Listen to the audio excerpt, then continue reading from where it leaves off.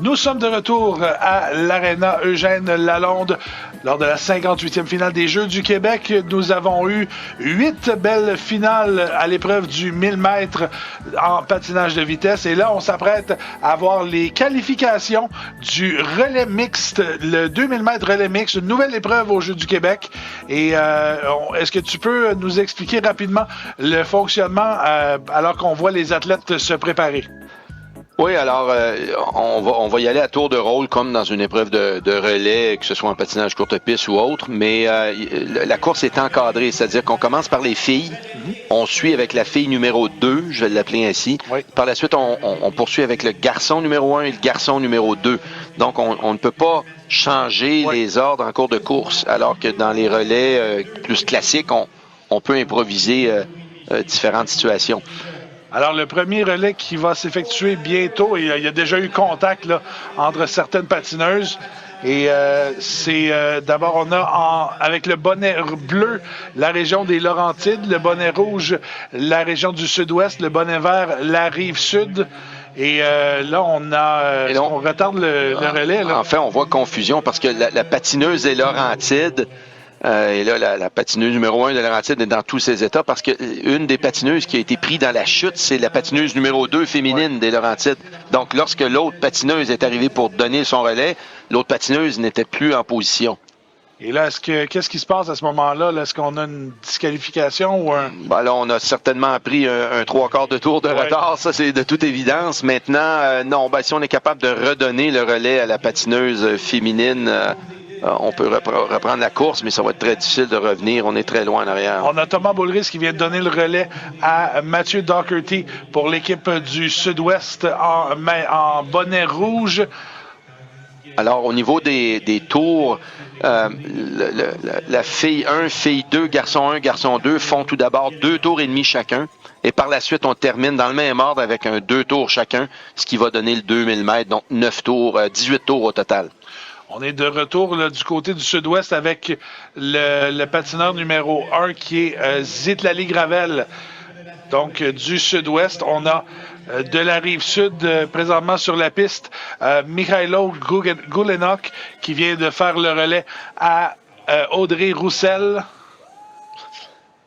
Peut-être quelques petites notions, je ne veux peut-être pas trop compliquer les choses, mais c'est sûr que la patineuse numéro 1, lorsqu'elles reviennent pour leurs 2 tours, patineuse numéro 1, patineuse numéro 2, pourrait inverser l'ordre des filles.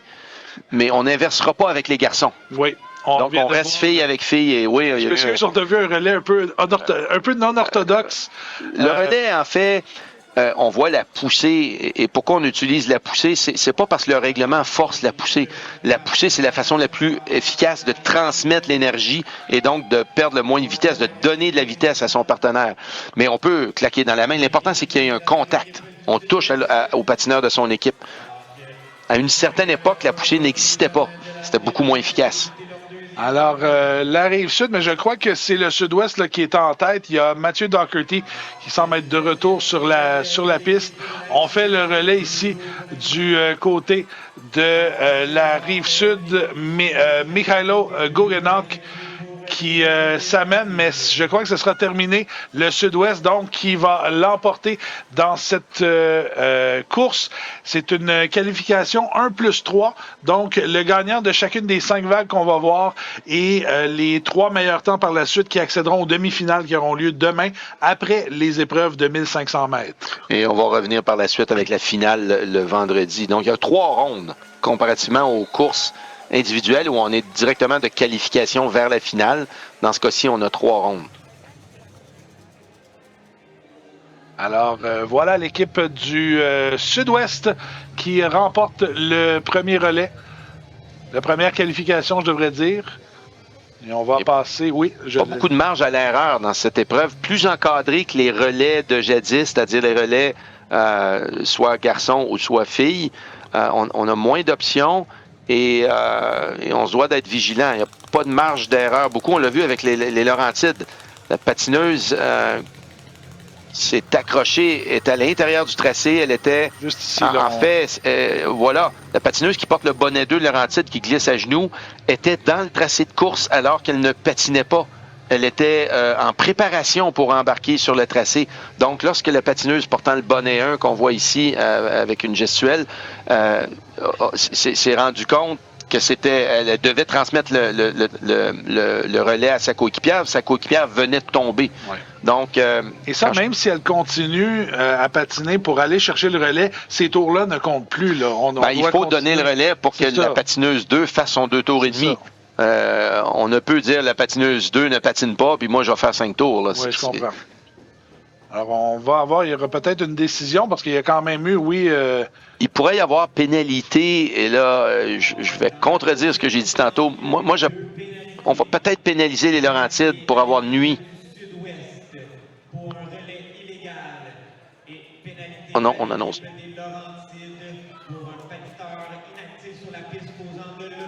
Voilà. Alors, c'est ce qu'on a vu à l'écran. La patineuse qui n'était pas active dans la course, elle était en préparation, était dans la piste de course et donc a nuit à une autre équipe. Mais on a annoncé au préalable une autre pénalité qu'on n'a pas nécessairement vue, nous, sur l'ensemble de l'œuvre, là, mais on a pénalisé 2 équipes. Donc, elles vont se retrouver dans les groupes qui ne pourront monter en finale en principe. Alors, on va passer maintenant à la deuxième vague de relais. Là, je vais devoir me repérer parce que moi, sur ma liste, j'ai les bonnets 1 à 4. Ici, on a 5 à 8 sur la glace. J'imagine que dans ce... Ouais. Probablement qu'on a voulu... On ne voulait pas échanger les bonnets trop rapidement. J'imagine que 5 devient 1 et 6 devient 2. Ça serait ma présomption. On a mis 5 et 8. Alors là, je suis un peu dépassé parce qu'il y a le bonnet 8 là, qui est un bonnet 7. Ah oui. Alors là... ce sera à valider. Alors, Laval qui est en tête, je crois que ce sera Christina Partsafas pour Laval qui débute. De la Mauricie, Oliane Dufour qui devrait être en tête maintenant de cette course. Et Partsafas, donc, qui est deuxième de Laval. Et en troisième... Bon, François, je vais faire une farce. Le descripteur allait trop bien. Ça fait qu'on a passé une commande de lui compliquer la vie dans les relais. On a dit on va donner un challenge à François Riopel sur la chaîne 3.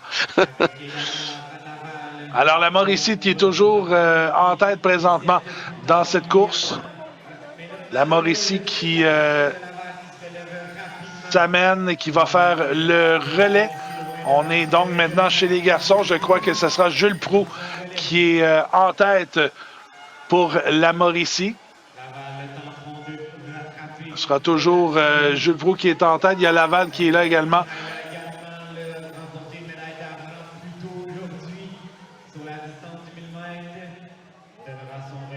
On complète le relais maintenant. Je crois qu'on est au 4e relais là maintenant dans cette course. Là, c'est le jeune Sanson, médaillé d'or un peu plus tôt. William Sanson, suivi de près par le Lac-Saint-Louis. Je crois que c'est Ali Zoubir. Médaillé d'or aussi dans une autre catégorie d'âge. Alors, on a un beau duel en qualification des relais entre les 2 patineurs. Relais qui est fait, on revient. Et là, il faut être prudent. Lorsqu'un garçon de 15 ans pousse une fille de 13 ans plus légère, il faut être prudent pour donner juste la bonne dose d'énergie. Et non juste pas assez déséquilibré. Exactement. Si on pousse trop fort, on pourrait la déséquilibrer. Et puis là, l'erreur arrive. Et puis, peut-être qui est effectué. Alicia Rouleau de Laval. En fait, là, on est avec la Mauricie. C'est Maya Govindan Bernatchez. Une autre médaillée qu'on a vue plus tôt. Je pense l'argent un peu plus tôt au 1000 mètres. Alors, les régions n'ont pas tous opté. En fait, il y a un choix à faire puisqu'on a jusqu'à 4 garçons et 4 filles dans les délégations.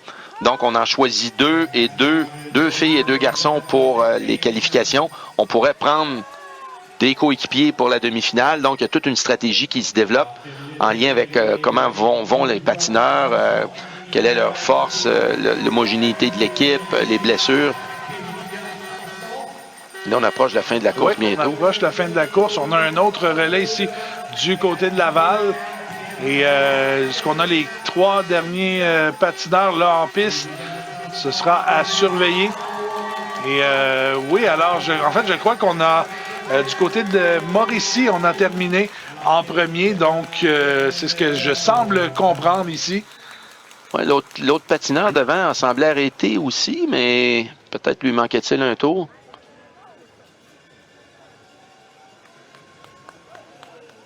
On va surveiller le tout. Alors, le Sud-Ouest qui a été...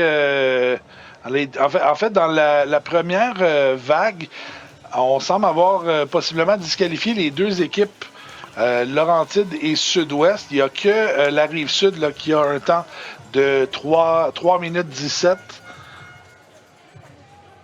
On ne donne pas d'explication. C'est écrit haute. Je ne sais pas si on va se corriger. Pendant qu'on revoit ici la course entre Laval, Lac-Saint-Louis et Mauricie.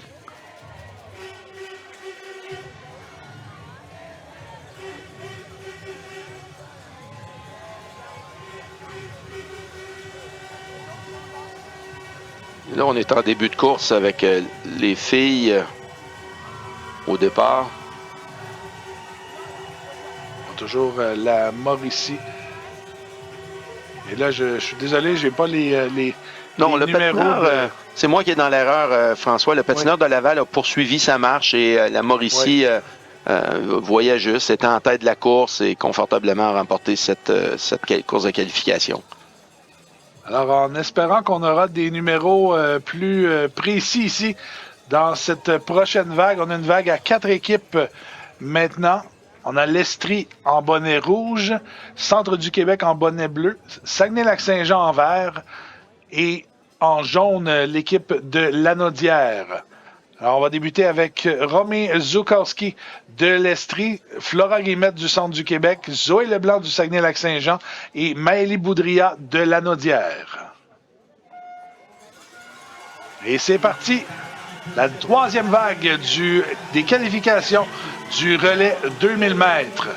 Immédiatement de l'Estrie, c'est Romy Zukowski qui prend les devants.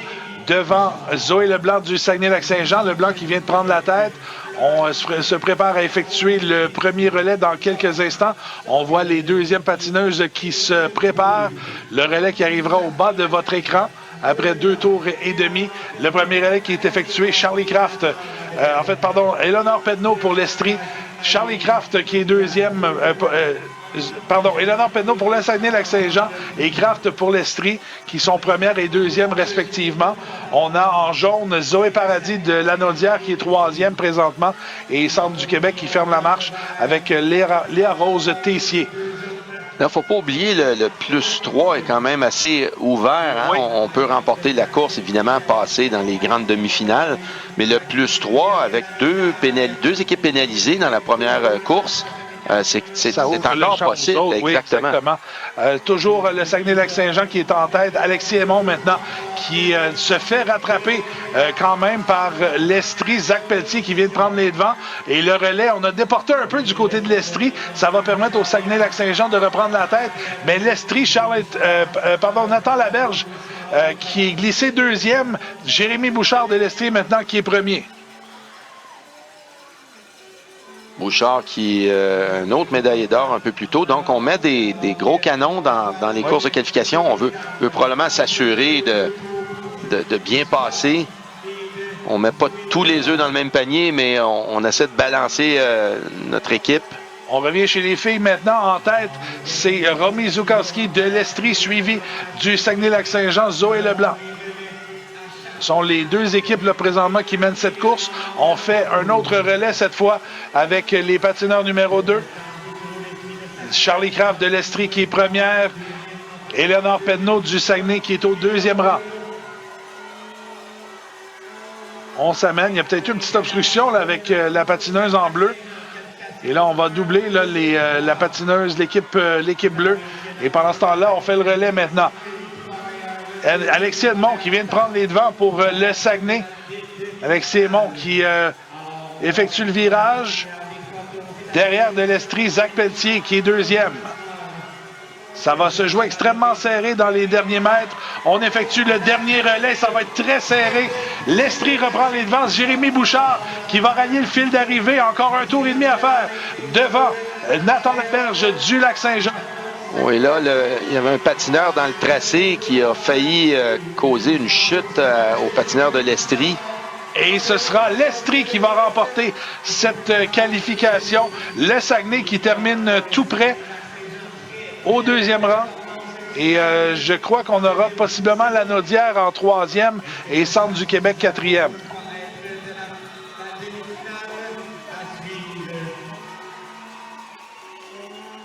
Alors, on va revoir les images de cette dernière course, de ce dernier relais qui a été quand même très enlevant entre l'Estrie et le Saguenay. On s'est échangé l'avance à certaines reprises. Deux bonnes équipes. On a vu ici, encore une fois, il n'est pas facile lorsque la course est très distancée. Comme là, on voit le patineur ou la patineuse du Centre du Québec dans le tracé. La patineuse vient de donner son relais à son coéquipier. Donc, se doit de rester le moins nuisible possible, mais on ne peut pas s'évaporer subitement. On est dans le tracé, on vient de finir notre épreuve. Donc, c'est assez délicat là, pour les patineurs. On apprend à gérer le trafic, à se positionner, à travailler en équipe. C'est une épreuve qui est fort différente de l'épreuve individuelle. On arrive avec la quatrième vague. On aura les équipes de Montréal, de Côte-Nord, Montréal en rouge, Côte-Nord en bleu, Est du Québec en vert et Bourassa en jaune. Je parle bien sûr des couleurs de casque. Je pense qu'on a 5 courses de qualification. Oui, il y a 5 vagues. Et je vous rappelle qu'il en reste 2 et je vous rappelle que les gagnants de chacune des vagues ainsi que les 3 suivantes au classement dans les temps vont accéder à la demi-finale qui aura lieu demain après les épreuves de 1500 mètres. Donc, on va se retrouver à 2 demi-finales de 4 par demi-finale. Oui. Avec 8 équipes. Il va y avoir pas mal de trafic. Une course à 4 équipes est il y a plus d'action, évidemment, qu'une course à 3. Plus, on parle de 16 patineurs sur le plateau. Alors, on aura en rouge Maxime Olivia Cogent pour Montréal, Eliana Bellavance de Côte-Nord. Il y a eu faux départ. On y reviendra. Laurence Charon de l'Est du Québec et Sarah Mereb de Bourassa. On semble avoir mis les patineuses dans l'ordre cette fois avec les numéros. Oui. Pas facile de se retrouver quand on n'a pas il n'y a pas les bons bonnets ou des bonnets. Alors là, c'est la région, la Côte-Nord qui a été prise en défaut, qui va donc partir derrière. Est-ce que c'est plus difficile de revenir de l'arrière comme ça en relais? Ouais, c'est quand même 2000 mètres, hein, c'est 18 tours de piste. Moi, si j'étais entraîneur, chose que j'ai pas été souvent dans ma vie, je dois avouer, mais si j'étais entraîneur, je relaxerais les patineurs parce qu'ils ont le temps de remonter. Il y a tellement de choses qui peuvent se passer. C'est pas avantageux, bien sûr. On a quelques mètres de plus à faire, mais je pense que rien n'est joué. Là. Faut pas paniquer avec ça. L'Est du Québec qui est en tête, Laurence Charon, qui va effectuer le premier relais dans quelques instants. Astel Larose-Cyr, du côté de Montréal, qui suit tout près avec le bonnet rouge. C'est Clara Milo maintenant qui s'amène sur la piste. Alors, le principe, dans le relais, on voit les patineurs des coéquipiers à l'intérieur qui prennent un peu de vitesse. On prend un peu de vitesse et lorsqu'on va embarquer sur le tracé vers la fin du virage, il faut pas être trop rapide, pas être trop lent. Il faut que le relais se fasse. Et ça, c'est un assez bon relais. Peut-être un peu tôt sur le tracé. Peut-être l'équipe rouge et noire est un peu mieux en bon français, le timing, dans l'exécution pour passer le relais de l'un à l'autre. L'Est du Québec qui a pris les devants maintenant. Un mauvais relais peut être désastreux. On peut perdre toute notre vitesse. Alors, c'est assez important de rester concentré. Ça, c'est une belle entrée. À la fin du virage, on a vu que l'alignement était bon. Le patineur était aligné avant de recevoir la poussée. Évidemment, si le patineur est croche, il est en angle, le patineur qui pousse peut causer le déséquilibre au patineur qui est trop en angle. On revient chez les filles dans quelques instants lorsqu'on amorcera le prochain relais, le prochain tour. Laurence Charon qui revient pour l'Est du Québec. Et l'Est du Québec là, qui semble prendre les contrôles de ce relais, semble être fin et seul devant. Il y a Montréal qui est derrière, mais qui est quand même relativement loin. Ouais, course sans histoire pour l'Est du Québec jusqu'à maintenant. Ils ont pris la tête. Les patineurs et patineuses ont pris la tête. L'équipe semble assez homogène. On n'a pas commis d'erreur majeure. Alors, on va effectuer l'avant-dernier relais dans quelques instants. Je crois que c'est Lucas Fournier là, qui est sur la piste avec 3 tours et demi à faire au total dans cette 4e vague. L'Est du Québec qui continue de maintenir son avance devant l'équipe de Montréal. Et on approche au dernier relais. Je crois que maintenant, c'est Lucas Fournier, si je me fie à l'annonceur maison.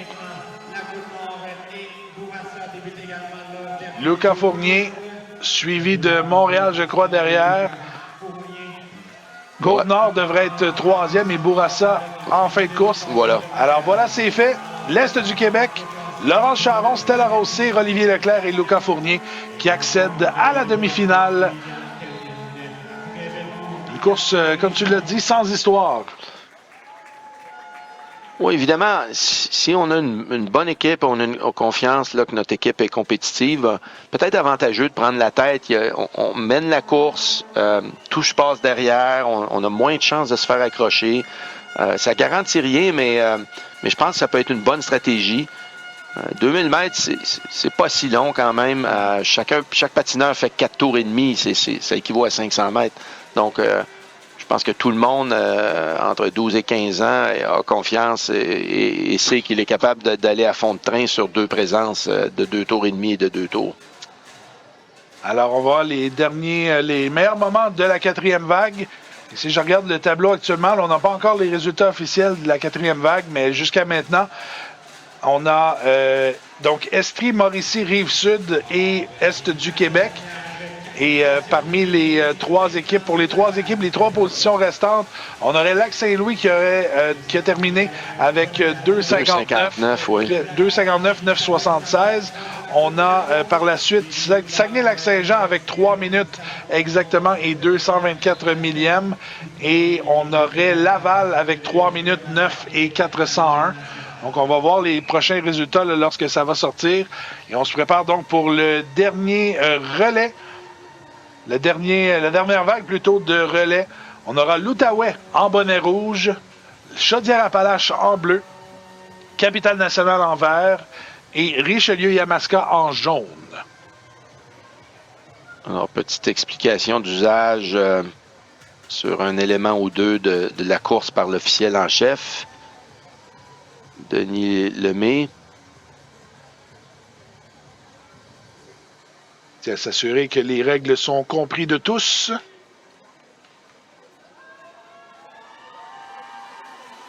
Et on a les 4 premières filles. Oui, alors pour l'Outaouais en bonnet rouge, Annabelle Hainaut. Pour Chaudière-Appalaches, bonnet bleu, Abby Léonie Ward.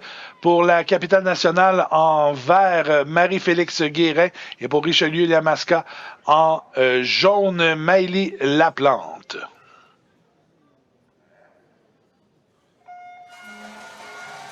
Alors, c'est parti. La dernière épreuve aujourd'hui, la dernière course de la journée au relais 2000 mètres mixte. Et immédiatement, c'est Chaudière-Appalaches, Abby Léonie Ward qui prend les devants, mais tout près, Capitale-Nationale avec Marie-Félix Guérin qui vient prendre les devants en début de course. Je vous rappelle que chaque patineur fera 2 tours et demi pour commencer. On terminera avec 2 tours chaque. Et un relais qui est un peu brouillon, peut-être. Difficile, oui, pour Capitale-Nationale.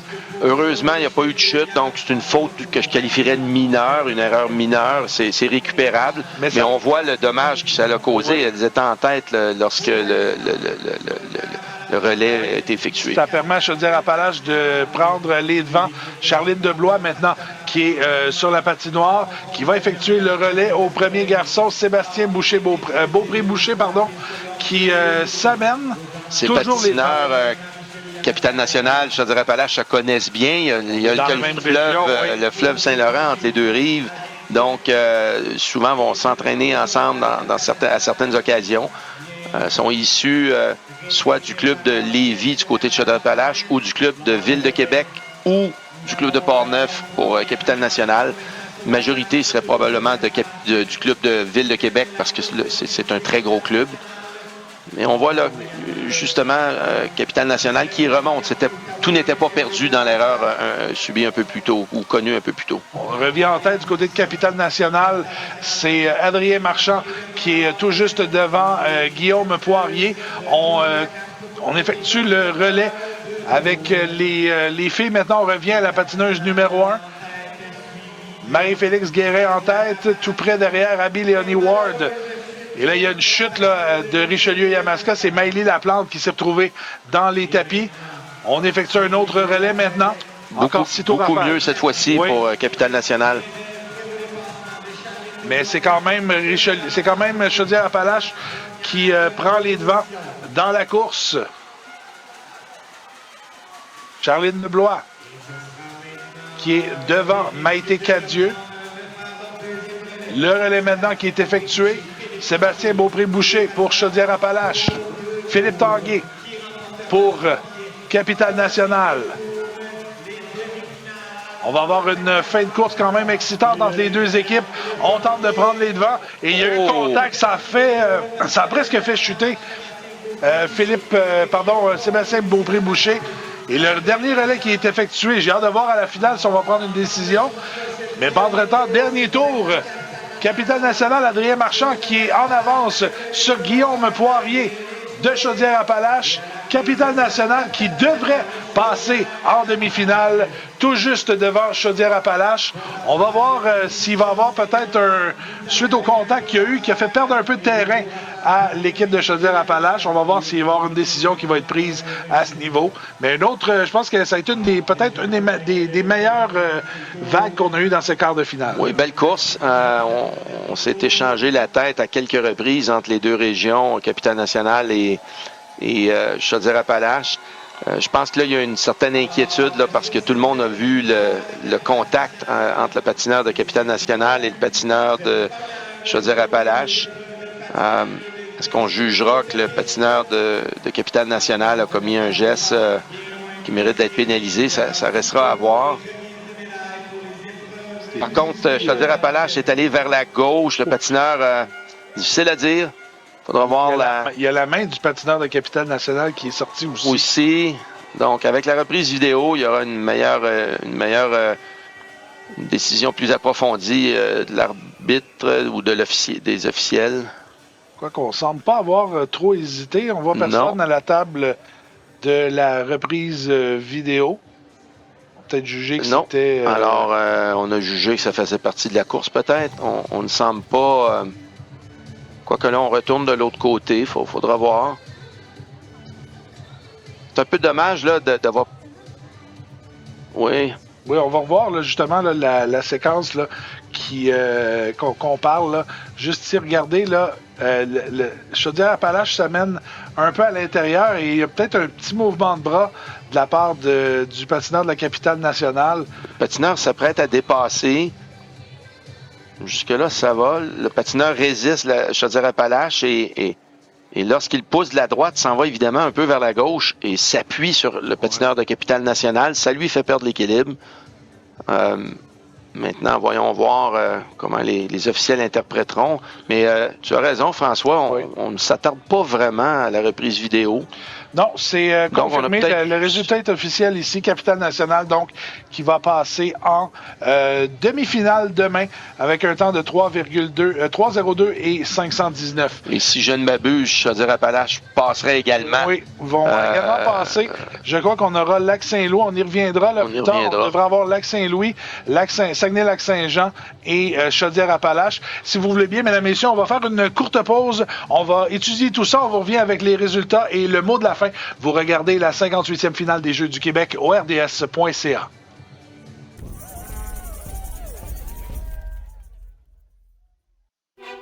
Ils sont jeunes, passionnés, déterminés. Avec le programme Tous engagés pour la jeunesse, nous sommes présents pour les aider à faire leur chemin, relever les défis et atteindre leur but. Encourageons les jeunes athlètes à persévérer et à réaliser leurs rêves lors des finales des Jeux du Québec.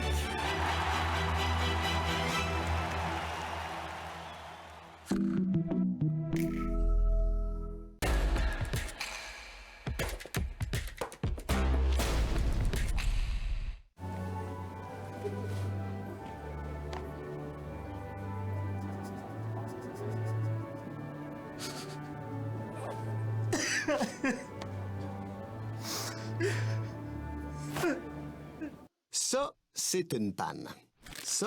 Ça dépanne. Ça aussi, c'est une panne. Ça dépanne. Panne, dépanne. Panne, dépanne. Panne, dépanne. Proxy, ça dépanne.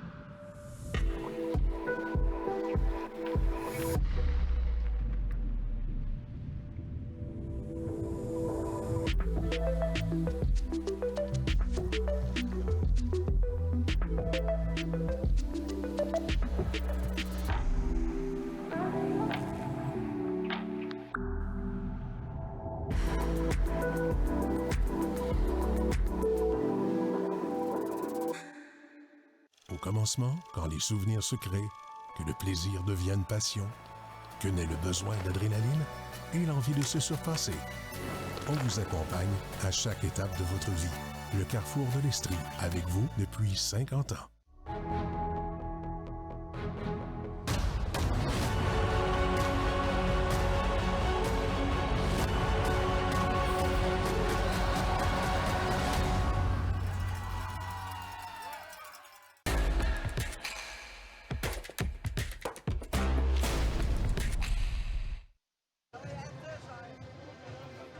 De retour à l'Arena Eugène Lalonde, les compétitions, la première journée de compétition de patinage de vitesse qui vient de se terminer. François Riopel en compagnie de Robert Dubreuil. Robert, on a eu énormément, on a eu des belles compétitions aux 1000 mètres en individuel. On a eu de belles finales et on vient d'avoir d'autres belles compétitions avec les qualifications en relais mixte. Si tu me permets, avant de te céder la parole, je veux revenir sur les résultats justement du relais mixte, ceux qui vont accéder à la demi-finale demain. Donc, la Rive-Sud, la Mauricie, l'Estrie, l'Est du Québec et la Capitale-Nationale qui ont remporté leur vague, donc qui vont passer en demi-finale. Et les trois équipes par la suite qui accèdent également, qui obtiennent leur laissez-passer, le Lac-Saint-Louis, le Saguenay-Lac-Saint-Jean et Chaudière-Appalaches. Donc, Robert, ton appréciation de cette première journée de patinage de vitesse ici à l'Arena Eugène Lalonde? Ben, de bons athlètes, les 128 patineurs m'ont impressionné. Certains, j'avais déjà vu patiner, une belle progression. D'autres que je ne connaissais pas ou peu. Je pense que notre sport se porte bien. On a de la belle relève. On a vu toutes sortes de choses arriver dans ce patinage courte piste qui nous a habitués à toutes sortes de surprises. Je pense que le 1000 mètres, c'est intéressant pour commencer une compétition. C'est pas trop long, pas trop court. Les gens ont le temps de se positionner. On verra d'autres choses vendredi avec le 500 mètres. Ça promet. Oui, justement, il reste 2 journées de compétition. Demain, on aura les épreuves de 1500 mètres. Vous pourrez les voir à la maison sur la chaîne 6 du RDS.ca. Et donc, ça, c'est d'autres belles compétitions. Il va y avoir la demi-finale du relais également. Et vendredi, on sera sur la chaîne 1, en fait, pour vous présenter justement le 500 mètres qui va être une épreuve haute en couleur, je pense qu'on peut dire. Bah, le sprint, là, la position de départ, le départ, tout est important. Il n'y a pas de marge de manœuvre. Ça va bouger. Il va y avoir de l'action. Et on va terminer tout ça en beauté avec la finale du relais mix 2000 mètres. Donc, ce sera à surveiller. Robert Dubreuil, merci énormément d'avoir été avec moi. On va se revoir vendredi. J'ai très hâte à ces épreuves-là. Je vous parle en même temps, je vous donne rendez-vous demain à tous pour la 6e journée de compétition de cette 58e finale des Jeux du Québec. Tout d'abord, sur la chaîne numéro 1, je serai avec vous dès 9h pour une épreuve de ski de fond, l'épreuve de ski de fond qui a failli ne pas avoir lieu. Finalement, les préposés au club de golf Lennoxville qui ont travaillé d'arrache-pied pour permettre à cette discipline de se dérouler. Je serai en compagnie de Jules Saint-Jean sur la chaîne 2. Gilles Péloquin et Roxane Bilodeau vous présentent les épreuves d'haltérophilie à compter de 10h. Et sur la chaîne 3, mon ami Jean Allard sera en compagnie de Rémi Tremblay pour vous apporter les compétitions de tennis de table à compter de 9h30. En terminant, merci à nos commanditaires qui assurent le succès de cette 58e finale des Jeux du Québec. Desjardins, Sport Expert, Proxy, Oasis, le lait au chocolat, Kruger, ASICS et le groupe Custo. Et nous vous rappelons que vous pouvez commenter et discuter de cette 58e finale des Jeux du Québec, que vous soyez ici à Sherbrooke ou chez vous à la maison à nous regarder au RDS.ca. Vous n'avez qu'à utiliser le mot-clic JDQ 2024 sur Facebook, Instagram, TikTok et YouTube. Mesdames, Messieurs, c'est tout pour nous aujourd'hui à cette 58e finale des Jeux du Québec. Pour Robert Dubreuil, mon nom est François Riopel. Au nom de toute l'équipe, merci d'avoir été des nôtres et on vous dit à demain. Bye bye.